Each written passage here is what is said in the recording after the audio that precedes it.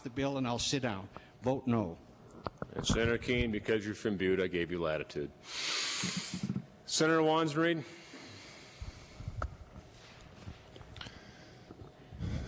Mr. Chairman, members of the committee, what are we doing here? We fight amongst ourselves about bills to protect the ballot box. How important that is. We honor our veterans, and you, Mr. Chairman, and other members of the committee, I thank you for your sacrifices to safeguard our right to vote. And again today, we're told they didn't know what they were voting for. They didn't have any idea what they were voting for. Turns out, same election, we had a ban approved on same-sex marriage, went in the Constitution, but nobody says anything about that. So we're left to wonder, what did they want? How do you know? Brought up, well, they're running with the wrong crowd. If any of you took the time to read half of the emails you've gotten within the last 6 weeks or the last 6 hours, I would challenge any one of you to call those people and say they're in the wrong crowd. How dare you say that for people that have MS, Lou Gehrig's disease, and a whole host of other maladies that have chosen not to be addicted to narcotics. That's the wrong crowd. But no, we have a pharmaceutical industry that can market that. And we've said that's okay. You can prescribe as much of that as you want to. And yes, those prescriptions run beyond a year. We've spent more time talking about children and seniors tonight than we did on House Bill 2. We're going to lose them for a generation, we've said tonight. Well, what about the decisions we made elsewhere? The word hypocrisy comes to mind. We're playing a parlor game here, folks, about winners and losers. If you look at the fiscal note that was on the bill we debated yesterday, the policy was it's okay to have 2,000 people qualify for one of these cards. We approved that bill earlier today, and now, 6-7 hours later, zero. None. What happened? What happens to those 2,000 people out there? This morning was okay, tonight it's not. We're playing a parlor game with people's lives here.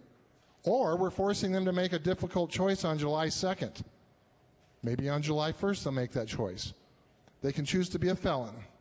They can go on the black market, and they can continue to receive what we're calling now, I guess, therapeutic marijuana. Doesn't matter what it's called. For some people, it gives them an opportunity to enjoy life and for their loved ones to be able to enjoy them. They have another choice. They can go cold turkey and have half a life, a third of a life. Would any of you choose for that to happen to any one of your loved ones if there was some relief available?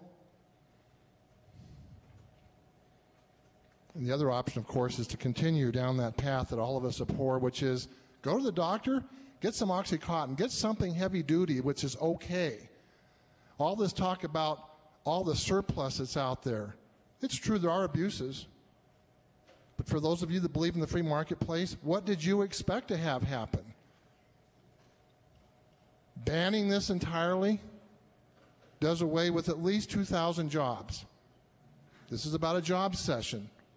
Are those jobs worth anything? Now, a lot of you don't like the fact that some of these locations are next to your place of business or in your neighborhood. I don't either. For those of us that don't support a ban, I don't like having those establishments in my neighborhood or next to schools either. But banning it isn't the way to go. Some of you are going to say, what a hypocrite he is. He voted against the bill we voted on twice. The one thing that was lacking in that bill was providing affordable access.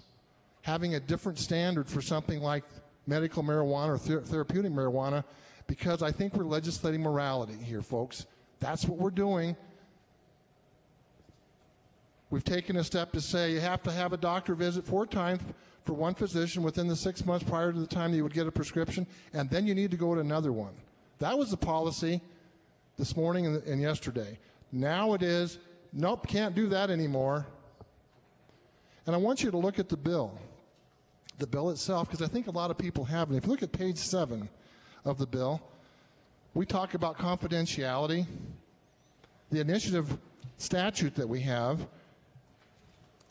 has a section in it that provides that registry that has the names of everyone that receives medical marijuana right now and caregivers is confidential. Well, guess what? The repeal bill repeals that. And for those of you that didn't want national security secrets on the internet, guess what might happen now that those aren't protected with the confidentiality clause if this becomes law? If we repeal that, that protection goes with it. Yep, you're going to say, oh, the Constitution protects that. How do you know? And why would it be in the statute in the first place if it was protected by the Constitution? You have no way of knowing whose names are going to be on that list. And why is that? Because we've all said it's nobody else's business except the person receiving medical assistance. That's nobody's business. Watch out for you, what you wish. You might end up one of those names being on there. We've taken a lot of time in this body to talk about medical marijuana now, far more than we have about children and seniors in any other regard.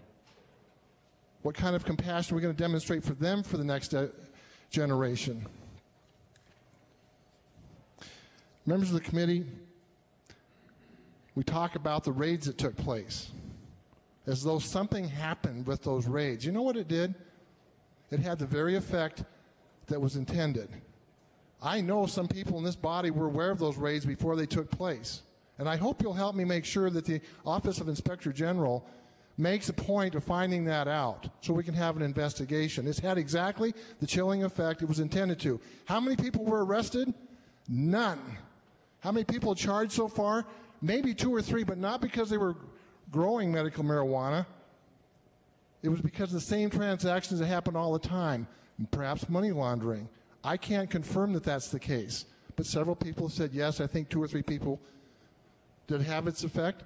Absolutely. There's an undertone here that something's wrong out there, and obviously there is something wrong. The bill that passed this morning is the bill that's probably going to be the bill, and get over getting it through. You succeeded. You'd think by the tone of the conversation tonight that somehow that bill is dead. If you don't have the clout with your caucus in the House to accept that bill, then you got a problem. And so do the people that you represent. Let's see to it that that bill is fixed to take care of the legitimate people out there that need it. And I would argue it's far more than 2,000, but certainly not 30,000. And let's do it right. And let's make sure that those regulations are in place, protect our kids and protect the seniors, but let them have access to it if they absolutely have to have it, and actually get the medical qualification to seek it and receive it. Members of the committee, we need to talk about children and kids every single day. We need to talk about our seniors every single day, but not cast those that are eligible for this as somehow being felons. Let's get this right. As for any games that might be played, my vote wasn't. And I know that everybody on this side of the aisle had every good intention with that bill that passed yesterday to vote their conscience, just as you did. And to say we're playing games with that, shame on you. I feel like we're being lectured to by my parents. We're all elected here by the same number of people who come here and do our job. Let's do it right. Vote against this bill, and let's have a discussion about what really needs to happen and have some honest give and take.